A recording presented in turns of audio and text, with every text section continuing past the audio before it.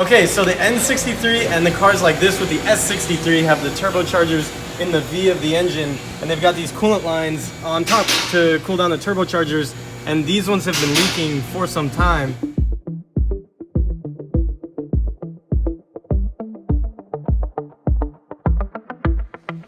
We are going to remove the lines from the turbos and replace these rubber bits and the crush washers on the banjo into the banjo bolts.